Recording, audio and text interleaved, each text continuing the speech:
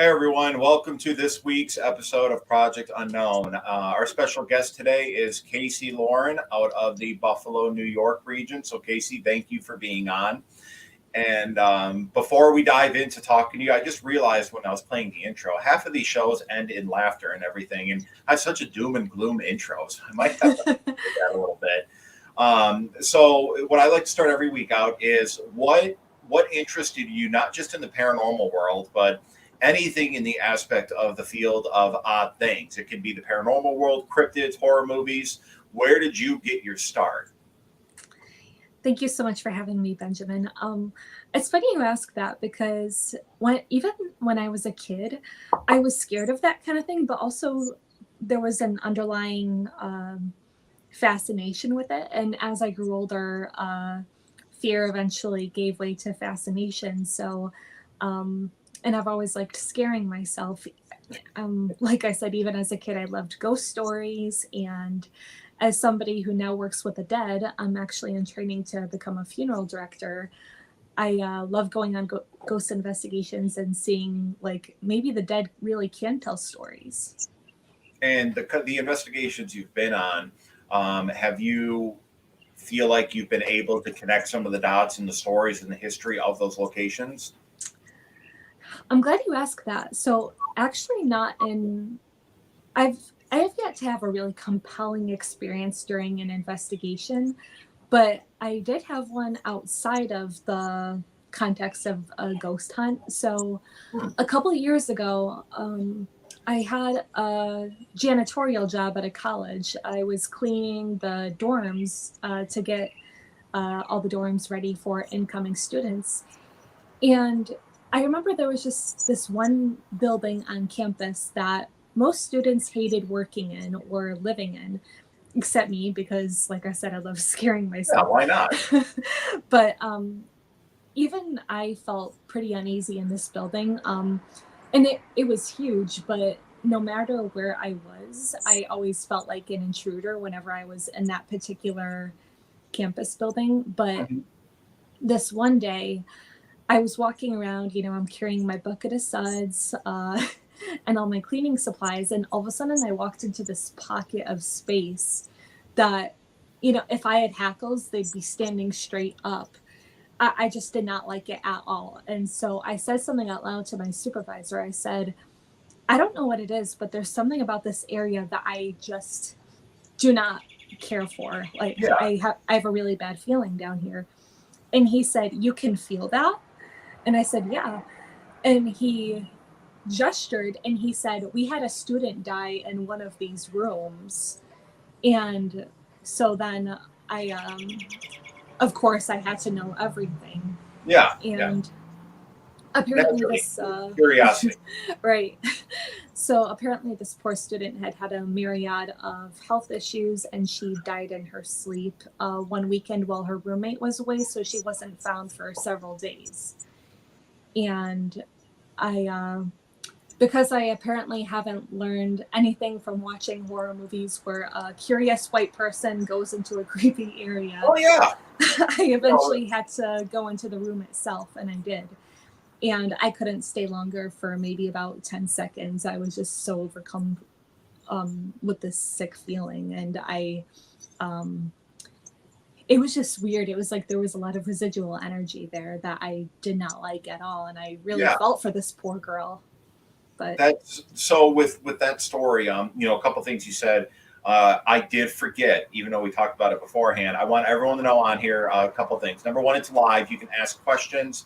Facebook does not show us who you are, so I can see the questions. I do see Angel logged on, Shane logged on, and a few others. But if you have a comment and you want your name recognized, please just put your name after the comment. And then also, like Casey said, she's got a very important job that she has to do, and she is on call tonight. So if we have to end the podcast early, I apologize, but we're going to try and get as much info out there as we can. So let's go back to the story now. yes. We'll start at the beginning. You were the first person that I have met in the field that I've told people on here that I grew up terrified of the dark, terrified of ghosts, terrified of zombies. My biggest fear was looking outside of dolls, which is to this day, looking out of a window. And do you remember in Halloween seeing the silhouette or Michael Myers standing out of the window? So looking out of a window on like a stormy night and seeing a dark figure stand under a tree, and then the lightning hit and it go away. That was one of my biggest fears. Now I'm like, yeah, whatever. You throw a doll at me, though, I'm gonna cry. But it's interesting with what we grew up with. You got the Goosebumps, the Are You Afraid of the Dark, and even Casper and stuff like that. Like it made it a little bit more lighthearted in the reality of the doom and gloom of death and dying and communications and stuff like that. So in this area that you had this experience in comparison to the actual investigations you have been on, let's tie that into some of the feelings you've had at the locations you and I have talked about. And you may have been the others that we haven't talked about yet, but just kind of your overall gauge. And then we do have a question I will ask after your answer. Okay. So on the couple of investigations that I've been on, my experiences have mostly been either a very visceral feeling or being touched. Like, for example, I went to Wildwood just a couple months ago, and something kept tickling my back. Like, we were sitting around a table asking questions, and all of a sudden something was standing behind me, like tickling my back for minutes at a time.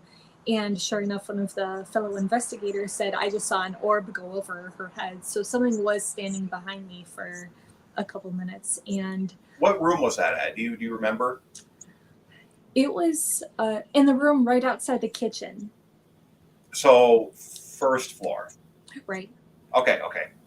So for those of you who haven't been in Wildwood, it's kind of it's a unique layout. Would you agree? Where it's not your average like walk in, living room, kitchen, bedroom, like stuff like that. It's kind of spread out with what the rooms are and what they were used for when it was an active sanitarium. So when I went to Wildwood, I got nothing. But what I realized is I was the only male there that night. Every single female there was getting interaction. I got nothing. So I'm like, you know what? They're getting the interaction. They're enjoying themselves. I went to my truck and I went to sleep. So, beautiful location, great owners, but I never want to take away, people's experience. So let's go from Wildwood, because the other one I know you visited is Hinsdale. What was your feelings at Hinsdale in comparison to Wildwood?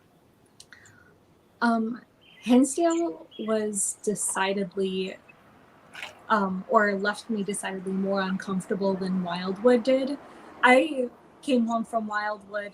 I'd had a great time. I was happy with the experience, and I would go back. Hinsdale, I'm a little more hesitant to come back, even though it's been years. I was there back in 2016, but I still remember. So even though the location as a whole is pretty creepy, weirdly enough, the outside felt worse to me than the inside. Like I said, the whole property in of itself is scary, but the outside, I had this very visceral feeling of discomfort, and that didn't even stop when I had long ago left the location. I remember, and it was maybe about a 2-hour drive home for me that night. I didn't spend the night. I was there from about 7 o'clock to midnight. And I remember feeling like something was following me home, and I felt very paranoid the entire ride home. And for weeks afterward, I kept having dreams that I was back at the house. And so I talked to one of the fellow investigators, and he said the house wants you to come back. And I was just like, I hate that. And you haven't been back yet? No. So I guess there's an investigation in a couple weeks, and I'm a little scared to go back for that reason. But so I was going to ask, just to add a little. You said you like scaring yourself, so let's add another layer to that. Right. Would you sleep in the house? Yeah. So there you go. You already know you would. Or heck, let's set up a tent. Let's set up a tent in the middle of the yard. Right. Why not? Let's just add every layer of fear to that property. So, speaking of layers of fear, one of the questions it's a 2-part question. It's simple. So growing up, one of the fears we had, and some people still have the fear, is letting your feet hang off the bed when you're sleeping. And did you ever have any like childhood fears like that? Like I don't like closet doors open. So too, like still, I have to have closet doors shut when I sleep. Oh, I absolutely did the running leap, standing in the doorway, pacing it out, charging up, and then running and just leaping into bed. But I would say definitely the most prominent childhood fear I had was Bloody Mary, that good old urban legend. You ever So do for it? the No, I was too terrified. So for the longest time, I was petrified of mirrors. Um, I for the longest time I couldn't sleep facing the mirror, or sometimes I was afraid to sleep with my back to the mirror too, because I would feel like, what if I can lie there and I can just feel her watching me? But Oh yeah, that's terrifying feeling. And especially those bathrooms with like the mirrors that are in front and behind, where there's like no avoiding where the mirrors right, are.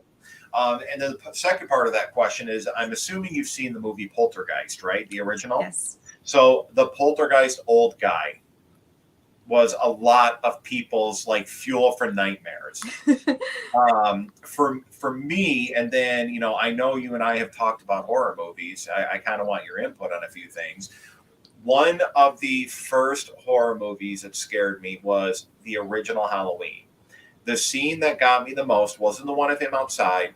It was the one of him standing at the top of the stairs, and Laurie could see, or Jamie Lee Curtis could see his shadow, but not him, because the stairway looked just like the stairway at my parents' house. So I did what you did, jumping into the bed. When I wanted to go upstairs to go to bed, I stood at the bottom of the stairs and I just stared, like, what's there?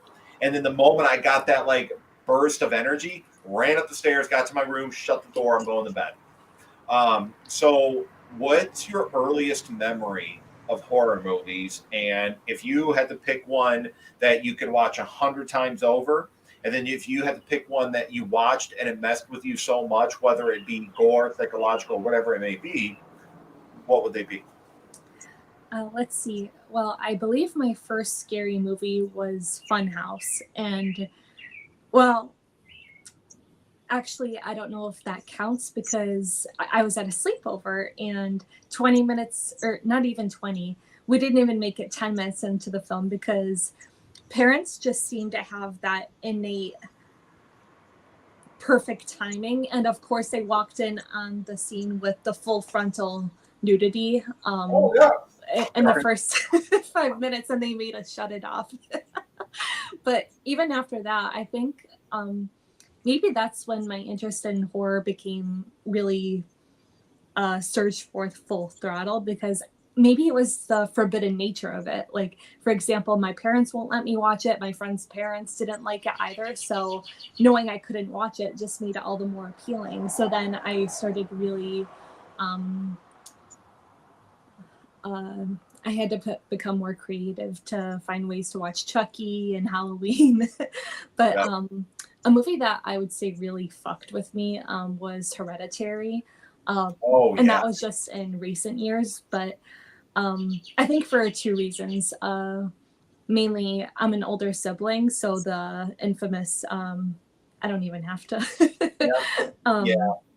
That stayed with me That long scene. after I Yeah. left the theater. And also, I'm so angry that Toni Collette didn't win an award, because she just gave such a like gut wrenching portrayal of grief. Yes. Like, um, grief is not like crying pretty into a tissue. She was fetal on the floor of the bedroom, just wailing. Yeah. And I feel like she channeled some deep part of herself for that. I'm still, I mean, that movie came out in 2018, and I could Yeah. still call those same screams to mind if I think about it. Yeah. That movie, and I'm trying to think. So the Orphan that came out, and I think the original one came out in 2008 or 2010. That very first scene. Have you seen the movie? So the very first scene, the miscarriage scene, messed me up. Like the length of that scene and how graphic it got. Right. I'm like, this is way too much. That, and then I never knew anything. So when I was new to horror movies, I didn't watch any of the, let's say, more risky and gut wrenching ones like The Last House on the Left. Right. So when they came out, the remake of Last House on the Left, I'm like, oh, Wes Craven, cool. So I'm going to go see it. And I went and saw it, and I left the theater like, I'm never watching that movie again.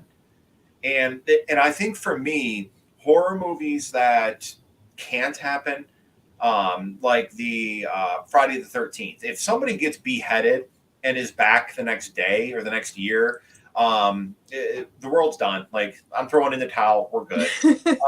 But stuff like Last House on the Left, stuff like Orphan, stuff like parts of Hereditary, that is real, that could potentially happen. That's what gets to me. And what do you think of, because Jason just brought up a few movies, and this one I think you and I could have an interesting conversation on possession and exorcism movies. What is your take? Let's see. Well, so ironically, I grew up very religious, so watching those movies has been weirdly cathartic for me. Having grown up in the church, now I'm watching someone masturbating with a crucifix. But Yeah. I do, just as I believe in ghosts and the paranormal, I do think demons are a thing as well. So I think it pushes the envelope just enough. Yeah. I mean, you hear stories about like, for example, the exorcism of Emily Rose. Yep. That one scared the crap out of me. I'm going to be honest. The original Exorcist, but I think, back in the day, that was a modern exorcism movie. In our generation, yes, the concept of it is scary, but seeing the exorcism of Emily Rose, the little ticks all the way up to the ending of that movie, and then breaking it up with the trial and what the priest was going through, that movie scared the hell out of me.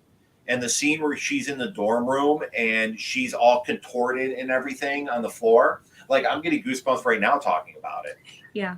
And those things scare the crap out of me in the aspect of the reality of them. And I don't like contortion in general. Like, if I'm in an investigation and I see an 8-foot tall shadow figure and I start hearing cracks and creaks, I'm getting the hell out of there. But then you've got the overkill possession movies. You've got, let's bring up one that just came out, Evil Dead. I think we all love Evil Dead, but that is not a possession.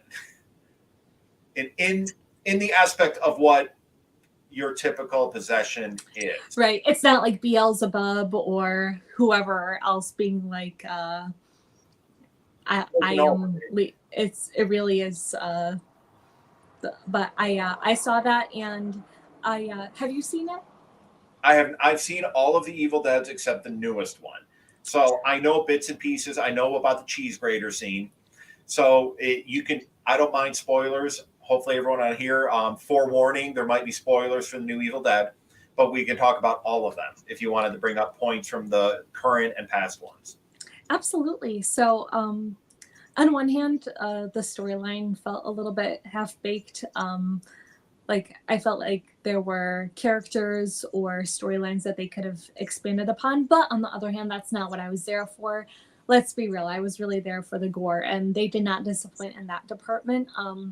Not even just the cheese grater, but also there's a scene where the protagonist first gets possessed, and she's not even doing anything outright that you usually see in exorcism movies, like, levitating upside down, or and instead she's just behaving very erratically, and she's making eggs. But and so that was super uncomfortable, because it's like, at first, she's a mom, so at first it's like, okay, she's a maternal figure, but then you notice that her movements are very violent, and then, of course, then the real shit hits the fan, and then she vomits about 20 gallons of it. It is just disgusting, and I loved it. Perfect. That's exactly what we expect going in the Evil Dead. So let's, I have kind of a question to make you think. I did not know you grew up in the church, so that actually prompts more questions for me. And you brought up to everyone on here that you're going to be a funeral director. Right. So have you, over the years, growing up in the church and or all of the stuff you have experienced in a funeral home? I'm not asking you to tell us anyone's personal story or personal lives, but have you ever come across anything where you thought this is odd? Like, Oh, absolutely. and I think you know where I'm going with this. And I'm not saying, oh, this person was possessed and that's what happened to them. But in the aspect of growing up in the church, being a big fan of horror movies, put all three of those together. Can you give us, without giving away too much information, any instance where you left work that night or left after everything was done, and similar to Hinsdale, you were having the dreams, you were having the visions, the stuff like that of why can't I figure this out type thing? I would say not at the funeral home. By now, I've been out of the church long enough, and I've gone on enough paranormal investigations to almost be kind of desensitized to whatever happens. But I will say, I wholeheartedly think the funeral home is haunted. I won't deny that, which actually comes as a surprise to me because, I mean, don't get me wrong, I absolutely believe in ghosts and spirits and the like, but I felt like if a spirit had unfinished business, why would they hang out at a funeral home? What about comfort for the family? Right. That was something else I should have taken into account, as well as just the fact that their physical vessel was here at some point.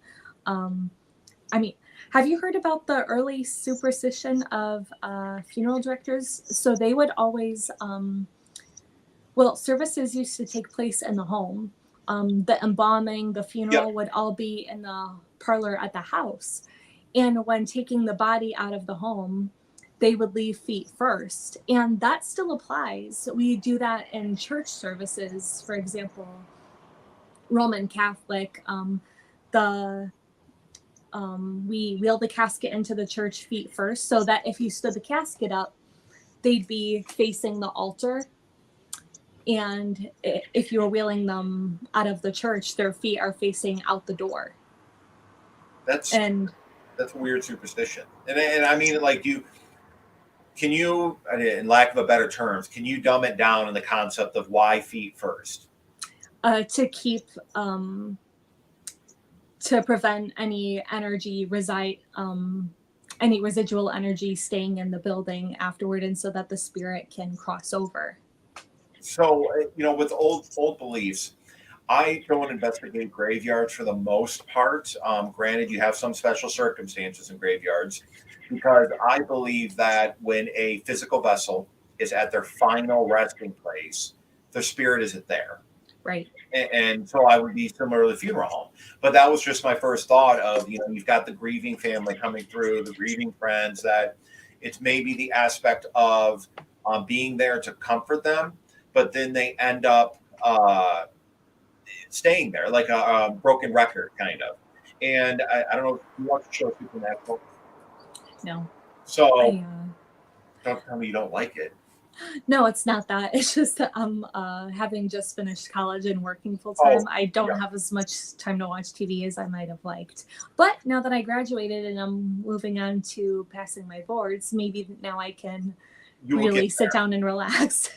So with Supernatural, I did a small TikTok on it. They actually did their research when it came to spirits, when it came to things to ward off spirits, demonology, different things. They did really good research.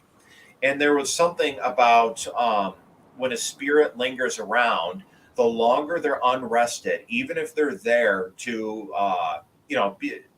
comfort, that the longer they're unrested, the angrier they get.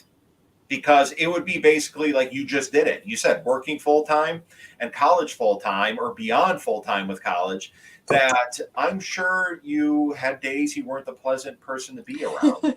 Right. I So, won't deny that. so imagine on your feet 24/7, 7 days a week, 365 days a year. So it's kind of like a spirit is deteriorating from who they used to be to just frustration. And that was their belief, or one of the episode's beliefs of where malicious spirits come from.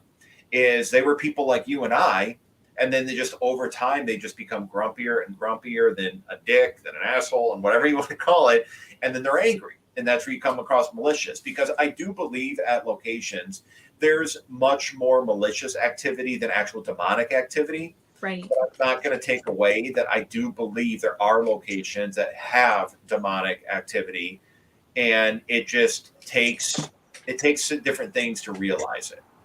So you've been to Wildwood and Hinsdale. Have you been to any others that I haven't asked about? Yes, Greystone Manor, which is in Gasport, New York, maybe about 45 minutes away from me. Okay. They and I'm not sure how much of this is just hamming it up, but I've been told that.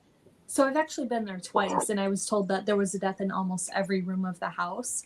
There's shadow people on the property. I spent the night there once, and during the night, I felt someone sit on the bed next to me, and yet it still did not feel as malicious as one of the other rooms. I actually refused to sleep in one of the rooms because I thought, I mean, I can spend the night in there, but I won't sleep. I'll just feel too on edge. I mean, once I crossed the threshold into that room, it was so the room just felt so angry and oppressive that I was like, I cannot rest in here. So I what else? I went to Greystone. Oh yeah, and also, so I've never felt anything malicious at the funeral home. There have been occurrences where I thought, okay, that's weird, but I've never felt threatened there. I think like you said, a lot of them are just there to be with their loved ones, even if their loved ones don't know it. And Yeah. you actually put it into really great perspective. Like, imagine how you would feel being on your feet 24/7, 7 days a week. But there have been times where I was in the building completely alone. They let me, everyone had appointments or something, so I was just kind of holding down the fort. And I heard talking and laughing downstairs. And so I thought, okay, there's a family. I better go greet them. So I come bounding down the stairs, and all the lights are off. The doors are still locked. There's not a soul around. And I was like, I know I heard people talking and laughing down here. And I've heard footsteps. I'll never forget this one other time. So if someone is going to be cremated, they can't have their pacemaker and for safety reasons. Yeah. And so one day I was taking a pacemaker out of a decedent, and maybe about 5 minutes later, I'm taking my gloves off, I'm starting to lock up, and I hear this god awful screeching noise. So I'm just like, what the hell is that? And I realized it was the pacemaker coming from inside the biohazard bin where I had just thrown it out. And so I got the hell out of Dodge right then and there. Yeah, you do what any normal person would do. And Yeah. I'm going to leave right now. So actually, with you talking about this, there's Jason McGray is on a lot of these podcasts, and he has some great questions. So this one's a really good one, and I've never thought of it. So you could look at it in the aspect of either growing up in the church, being a horror movie fan, however you want to answer this. But he asked, has either of you had an experience that makes you question your understanding of the subject matter? So your understanding of A, B, or C, have you had an experience, paranormal or real life experience, that's made you question? And I'm not going to say question religion and say this doesn't exist, this doesn't that, but what you were taught. Let's word it that way.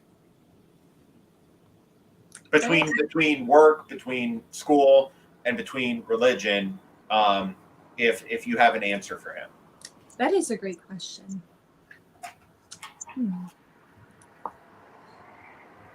I think the more I learned about funerals, the more I came to appreciate the the complex menagerie of religions out there, and and it's really refreshing compared to the tunnel vision I grew up with. Like, there's only one God, this is how it is, no ifs, ands, or buts, period. So I don't know if I so much as questioned it or it made me rethink everything, but I think I definitely developed an appreciation for, okay, this Buddhist priest is called a bonze. These people believe in reincarnation. These people, for example, Jewish people are usually buried with dust from Israel, soil under the pillow. So I would just say it was even just this past semester, learning about the history of funerals and how they apply to different religions was really eye-opening for me. So I'm gonna ride the coattails of religion. So I did not grow up in the church, but my family's big into the church. So I did, but I didn't, if that makes sense. So being in the paranormal field for as long as I have, I researched different religions, different reasons than you have, but it looks like we both have done our research in different viewpoints. That my understanding of the devil and God and the relationship there and possessions and stuff like that, I'd say in the past 3 to 4 years has done a complete 180 of what the story actually is. So let's go back to the movies. That anyone, boom, you can get possessed. Like, and this is going from the Exorcist all the way to the Pope's Exorcist, and understanding how the church looks at it. There's 4 steps to get possessed. But let's deep dive into this even more. I talked about this on a previous podcast a while back, that Lucifer is still an angel. At the end of the day, he is still an angel. Angels cannot possess humans without permission. So when you've got Lucifer and you've got his army, guess what? The armies are all the cut of an angel. Possession cannot happen without permission. So with the permission, how do they get it? The tapping on the wall. They start mentally breaking people down. That's what demons do. Yeah. But my understanding of my original understanding of possession and devil and stuff like that has done a complete 180. And with thank you, manifestation, infestation, oppression, and possession. I needed that. But then you look at God and the archangels and angels, that every movie, every show, every book, 90% of books, so heavenly and happy and welcoming. Archangels are some of the most violent angels, violent beings that have been created by God in all of time. If you read, deep dive into stories about Gabriel and Michael and the battle between heaven and hell, they slaughtered people, they slaughtered demons. Like that's the reason that they're the frontline angels. So, growing up as a kid, it's, oh, look at all this white and light and shiny and welcoming. And then thinking of the devil, the horns, the tail, the hooves, fire. And then now being in the field and looking at different viewpoints, it's like, this is a lot more complicated than it was before. So since I just went on a long rant about that, and you and I have never talked about religion, what's your, on everything I just said, whether you agree, disagree, whatever it is, what is your viewpoints with your background? It's really interesting you should say that, because I think eventually I learned, oh wait, if the devil should come for me at any point, it's not going to be that obvious. It's not going to be like a little diabolical looking man with red horns. On your shoulder. It's going to look good. Like and mind you, this is when I was still I was being brought up by the church, so I was still so afraid of sin and going to hell, and I had that kind of thing just drilled into me. But I eventually I realized, no, it's going to look tempting. And on the other hand, I remember when I was younger, um, they would read the Bible to us, and I would think, why are the angels always telling them not to be afraid? Like, shouldn't they be a very welcoming presence? And later I found out, actually, no, they look terrifying, and that's why they would say, don't be afraid. But I would also say that I also believe in guardian angels and stuff like that. Like, for example, a friend of mine is a medium, and she said she sees this golden light, this overwhelming golden light around me constantly. And when she found out about my late dad and my late grandma, she said, I feel like it's them, and they're constantly with you, which is really reassuring. But Yeah, and I believe guardian angels more in the aspect of a family or friend that right. you're very close to compared to just a random angel being sent down to you. So you're talking about the devil being more welcoming. Yeah, temptation is easier when it's good looking. And it's Jason said he's going to come with tacos and tequila. Yes, it's. I mean, everyone loves tacos and tequila, so that's a very good way to woo people in that direction. And we've all heard stories and seen movies and YouTube clips and TikTok clips of supposedly God's angels being among us. And like you said, what are they? They're homeless people. They're people that we kind of turn our heads to when we walk by. They're bikers. They're stuff that we would not present as a welcoming crowd.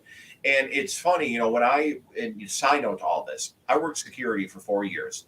The best crowd I ever had was a crowd of bikers because they all were there for the same reason. They were polite.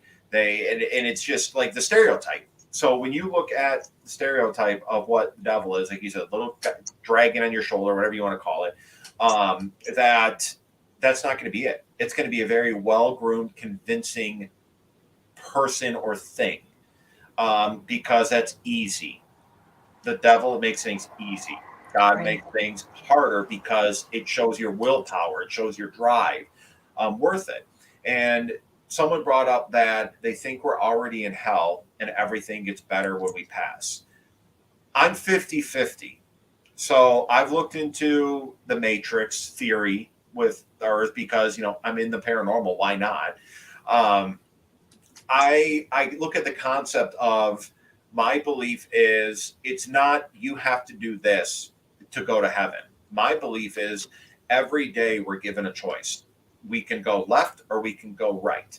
And as long as we do our best to make that right choice, we're welcome. So is what we're living in right now hell in an aspect of reincarnation? Like the people who don't make the right choices, are they the ones that come back and have to live through this all over again and try and make the choices over and over? Because think about the people who understand their past lives, it's and remember stuff from the past lives. That's it's gonna be rough. Do you by any chance believe in doppelgangers I've seen doppelgangers. of yourself? No, not of myself, but Good. okay. So, and I want your theory on doppelgangers, but I'm going to get sidetracked if I don't say what I saw. So in Ohio State Reformatory, I was investigating with about 10 or 12 people, and we all split up. I wander. You're going to realize when you investigate with me, I get sidetracked and I start to like, oh, squirrel, and here I go. And I walked out of a hallway, and someone was like, Ben, you were just over there. I'm like, no, I've been down that way. No, really, like you were just on that end of the building over there. I saw you. I waved at you. You were over there. Like, no way. So I go chasing myself. I'm like, I'm going to chase my tail. Screw it. And I know the theory with doppelgangers. I'm like, let's see if it's true. I got all excited. So couldn't find myself. That sounds so heartfelt. But about 2 hours later, the group of three that saw me, I saw them at the end of a different hallway walking into a closet. And I'm like, okay, that's just so and so going into the men's shower room. I get down to the end of it. It's a broom closet. And when I tell you I saw them, I saw the flashlights, the clothes, the cameras, everything. I get on the radio. Where are you guys at? We're in the men's shower on the other side, which is the whole other side of the cell block in the men's shower. And I got it all on camera of what we were talking about. So my belief in doppelgangers is I've experienced them. My belief of if you find yourself, you're going to drop dead. I don't know because I couldn't find myself when I was there. So what about you? I think I've seen them, but like you said, not of myself. Well, it would actually really trip me out because in one in one instance, it was actually a friend who had died years ago.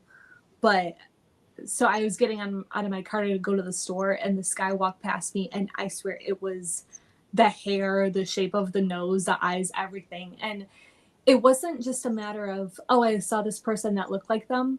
Um, so I actually had that happen to me multiple times. And whenever that happened, the lookalike would stare at me like uncomfortable, not blinking for long, holding my gaze. And like I said, that friend had died a couple years ago. Yeah. So that would just kind of throw me off for the rest of the day because it was literally like seeing a ghost. And So somebody said real quick, you should never approach a doppelganger. I'm not going to say that's wrong, but being in the field, I think we do some questionable things. And I'm not saying we go and sacrifice a lamb to try and conjure something, but right. I think the longer we do this, the more we kind of push our comfort level. So back to your story, the doppelganger. Did it happen again after that, or was it just that one instance? It happened several times, and Same person? no, Okay.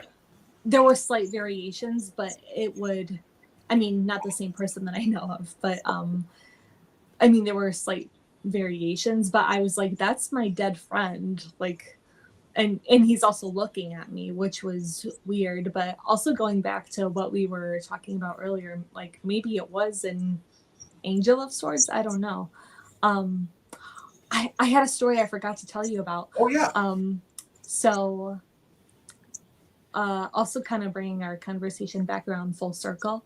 Um, this paranormal experience I had when I was roughly about 8 or 9 is burned into my brain. And so I remember being 8 or 9, and I woke up in the middle of the night, and there was a figure standing in the middle of my room with this glowing aura. Yeah, my thoughts exactly. It gets worse though. It gets worse. So he looked like the what as kids we were taught angels would look like, wings and a robe and like beautiful person, but he had a fucking Joker grin. Like I'm in a basement. Let's make this clear right now. I'm in a basement by myself doing this. So go ahead, keep going, please. I mean, that's the story right there, but it was like an ear to ear manic grin, and I can still picture it very clearly. But I do believe, and I know we talked about how they can look scary, but looking back, I think that was not an angel. Like that was. Have you seen the movie Smile? I keep meaning to see it, but you know what it reminds me more of? The Mandela Catalog. Oh yeah. So that experience, I've brought up one I had when I was young a few times, and I'm going to bring up one my brother had. So I had one, for those of you who haven't been on podcasts before, I was 4 or 5 years old, sleeping in my parents' bed. I woke up and there was a skeleton, a Slimer Glow from Ghostbuster skeleton, peeking in my parents' doorway, like just looking in. And as a kid, I'm thinking I'm dreaming. I don't know. It's got to be dreaming. And I was 4 or 5. It wasn't registering. I woke up the next day, and there was a handprint on the doorway. Not a skeleton handprint, like a handprint. And a few years after that, when I lost my first pet, I woke up in the middle of the night and she was sitting on the floor looking up at me. And I slept in one of those, those big wooden beds that had like the dressers under them. So I got off the bed, went down, hugged her, stuff like that. I was like 9 or 10, I think. And I woke up the next morning on the floor. And I'm like, I'm a fat ass kid. If I were to, I was a chunker. Like I was the Pillsbury Doughman when growing up. That if I fell off the bed, I would have woken up. So I question that to this day. So my brother, and this one goes along the lines with what you said, terrified the hell out of me. And this was before I investigated. So this is just adding to my fears of the dark. He was sleeping in my parents' bed, and he woke up in the middle of the night and he goes, "Mom, who's that man?" And she thought somebody was looking in the windows because it was two windows and the closet with the mirrors, the sliding glass mirrors.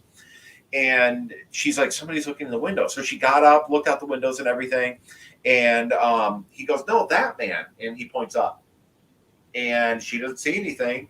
And he's like, "He has a tail and he's moving." And he's moving his finger. And all of a sudden he stops at the crucifix on the wall. And he goes, "He's gone." And he rolls over and goes back to sleep. Yeah. And when my mom told me that, I'm like, thanks. I'm never sleeping again. Yeah. And that was about a year before I really dove into paranormal stuff. So Jason brought up an experience one of his guests had, that there was a guest on his show not long ago that had a dream about gremlins biting her. And she woke up with bite marks on her butt. That, if I ever woke up with a bite mark on my ass, I mean, I've heard of it on the arms and legs, possession movies, but like, what the hell is going on there? I hate that. My No. condolences. Yeah, that would scar me for life. So Gremlins, let's go back to Gremlins. We're going to kind of bounce around a little bit for the last 10 minutes. Cheesy horror movie. I know you're into the cheesy horror movies. If you had to pick top 3 horror movies, take away Funhouse, because you already talked about it, that are rated the B and C horror movies that you would highly recommend for people to watch, what would they be? Well, my first go-to is Motel Hell. What I don't know, maybe that's actually kind of a cop-out because, and I know horror is so subjective, but to me that's more funny than scary. I mean, yeah, it has some kind of creepy elements to it, but it also has a lot of comedy to it. But it's also just a classic favorite of mine. I would also say anything from Tales of the Crypt, which I know is more of a TV show than a movie, but I just I'm a sucker for dad jokes and puns, and so I mean, I've even joked that in my profession. I mean, of course, I would never say anything to loved ones or anything, but you can imagine behind closed doors, I make lots of punny jokes, mostly to cope with what I'm seeing. But Yeah. Another was Maximum Overdrive. I think, even though that one is, and I do have a soft spot in my heart for 80s and 70s cheese. Oh, yeah. But that one has a soft spot in my heart. But it's also,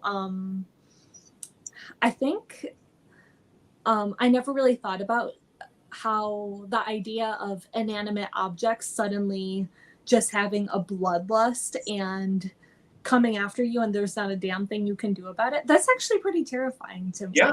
Like, for example, Christine. Yeah. Yeah. And then, of course, there's Texas Chainsaw Massacre. I don't know if you can. There's Leatherface right there. This says Summer of '74. That's another classic favorite. So Texas Chainsaw Massacre is the first one I saw, believe it or not, was the 2013 version. And then I went back, and because I told you I grew up afraid of the dark and everything. So I watched TV shows. I watched Are You Afraid of the Dark, Goosebumps. But, in the mid 2000s, 2005 on, they started coming out with the remakes, the continuings, the stuff like that. So when I'd see the remake, I'd be like, oh, there's like 50 other movies of this. I want to go watch it. So Amityville Horror. The most recent one is called Amityville Karen. It's about a possessed Karen that lives in the Amityville house. Before that, it was Amityville in space. So, but if I were to pick cheesy horror movies, Reanimator is probably up there for me. Probably Day of the Dead. Even though George A. Romano's movies are pretty popular, they're a little cheesy, especially the older ones. And then the third one, I'd have to say, I think Rob Zombie's movies. They're popular because they're Rob Zombie, but he doesn't make them all shiny and clean. They're the nitty gritty horror movies. I know it's not from the 70s or 80s, but House of a Thousand Corpses is another favorite of mine. Oh, yeah. I just love the juxtaposition of sideshow scumbags with hillbilly families, with college kids on a touristy road trip to see all the sights. And I think that partly scared me because I know if I were in that movie, I'd be dead within the first 30 minutes because of that Yeah, scene. because you walk towards the sound. I'm like, give me all the spooky stuff. So, and then you only realize you're fucked when it's too late. So let's have a debate, and people who are watching can comment on this too. Have you seen Freddy vs. Jason? I have not. Okay, so the original pitch for that movie was Freddy versus Jason versus Ash. That was a comic book that they came out with. So I know you've seen Nightmare on Elm Street movies, and I know you've seen Evil Dead movies, and I know you've seen Friday the 13th movies. Who would win? So I might be a little bit biased because this answer is mostly based on who I'd be most scared of, and that would have to be Freddy because sleep is so essential that, and I'm sure you might have heard of the family who actually died from sleep deprivation. Eventually they had pinprick pupils. Eventually you will die from lack of sleep, and whether it takes years but I think the inevitability of Freddy Krueger is one of the scariest parts about that villain. The original Nightmare on Elm Street, when he killed Nancy's friend and she saw her in the body bag in the school. I don't know why. That scene freaked me out. Like the gentle pushing on the body bag that she did. And watching it when I was younger, I'm like, no. Mm-mm. And I mean, look at you work in a funeral home. What would you do if one of the body bags or whatever what do you call them? Not cadavers. Usually I call them decedents. Okay, so decedents, if they were in a bag and you looked over and you just saw. I'm sorry, I'm kind of going off the trail here, but that reminds me, have you ever seen the movie The Autopsy of Jane Doe?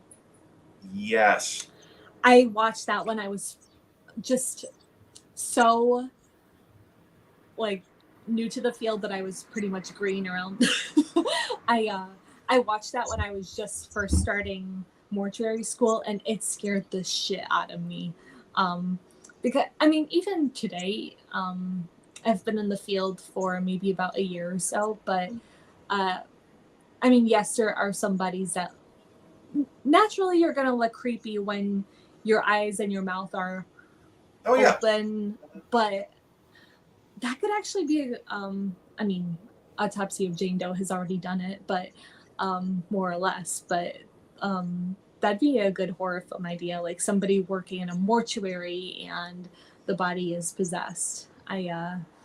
That's a good premise. I probably didn't give the the producers of that movie as much credit as I should have. But the scene where they're rushing to get the elevator closed and you hear the bell coming down the hallway. Yeah. Trust me, it's the subtle things in these movies. And like I think we said earlier, the movies that can happen in real life are the scariest, even though the autopsy of Jane Doe is more of a horror than an actual real life thing. You work in that role. So it's kind of like there's people that think the movie Tremors is scary, the original Tremors. But these might be people who live in the backwood desert towns or whatever you call them. So I think it's all about perception of what you're doing. But I will agree, I will never work in a morgue or in a funeral home. But that movie still scared the hell out of me. Yeah. And you do have backup. Someone else said Freddie would win. So my vote is, because I'm biased, that Ash would win. Okay. Because he has survived everything in Evil Dead. That's fair. And he, I think they're still pitching the idea around. I don't think it will ever happen, but I would be. You never know. I mean, heck, they got the original Ghostbusters cast back together. But the last couple minutes, the thing I want to ask you is, what is your next step in the paranormal field? I know you want to get on more investigations. If you had to pick something to challenge yourself that you can think of in the next minute, what would it be? Any location, anything you want to try, whatever it may be. It would probably be a soul investigation. For example, I would have to start by getting my own equipment. As I've mentioned before, I've mostly been on investigations as a guest, but I am interested in expanding my experience. And like I said, I would have to start by getting all my own equipment. But I think when I go on ghost investigations as a guest, it's very easy to downplay any disquiet I may have, because I'm with other people and we're laughing and joking and having a good time, as opposed to if it was just me and I had no company except for my own thoughts. I am interested to see how long I could last. So I'm going to leave everyone with this then, with that what you want to do. If you come to Wildwood and Hinsdale, you are going to have a moment of challenge accepted. Okay. And anyone who is on our page is going to be able to watch while you are by yourself. Okay. So I'm happy you were on here. I enjoyed our conversations about horror movies, religion, all the random stuff, the gremlin butt marks, whatever it may be. Everyone who was on here, thanks for being on. And Casey, if you don't mind, we'll talk backstage. And again, thank you for being here. Thank you so much for having me. All right. We'll talk in a second. Good night, everybody.